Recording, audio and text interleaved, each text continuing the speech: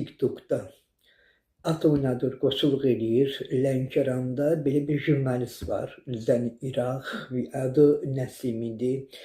Buradan bu TikTokda indi video paylaşımları olacaq. Bu Nəsimi Səbrabadda yaşayan Yolçubəyli kəndində olan bir yayımçı var. İlqar Yolçuyev. Onunla əlbir olub səhifələrə spamlar və səhifələri ban vurmaqla, yəni səhifələri vurmaqla qorxudurlar, hətta qorxu gəlirlər.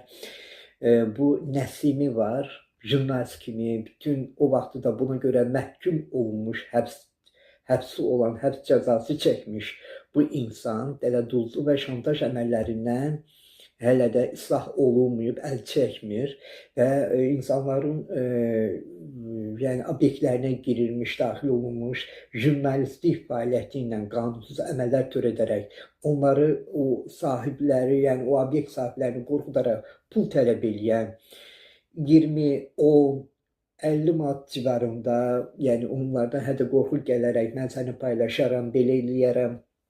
İndi də bunu güya Azərbaycanda TikTok'un rəsmi nümayəndəsi təyin ediblər, hörmətli hüquq mühafizə orqanları bu Nəsimi şərəfsizi və bizdən 1000 manat civarında bütün yayımçıların əksəriyyətini, TikTokerləri peyda olaraq həm jurnalistlik vəsiqəsindən bizə istifadə edərək bu müxalif yönlü bir insan və kimlərə işlədiyi də artıq məlumdur. Bu Avropaya işləyən, bu xarici ölkələrə işləyən bu insan hətta məni və bunu ekran kayıtları və screenshotları var, səhifəmizi spam vurmaqla, səhifələrimizə hücum eləməklə və başqa bir qadınları təhdid edərək, əlimizdə dəlil sübutlar var, canlı yayımlarda bu insanın adı çəkilir.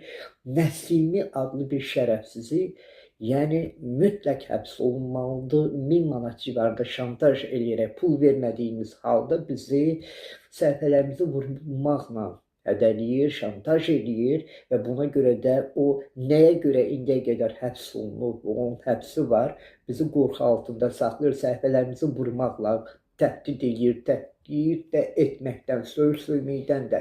Çünki hər bir şey bu insanın özündə var. Mən inanıram ki, bu Səbrabadın Yolçubəyli, bilmirəm, o kəndində yaşayan bu İlqar da yayımçıdır, onunla əlbirdir, onun səhifəsində baş moderatorluqdur. Bunlar bu İlqar Yolçuyevlə bərabər bir yerdə fəaliyyət göstərir və qanunsuz əməlləri bir daha ifşa olunur və bizim səhifələrimizə yayım açaraq gələrək və bizi qorxudur və başqa qadınları, başqa bir insanları, şəxsləri də təhdid altında saxlayır.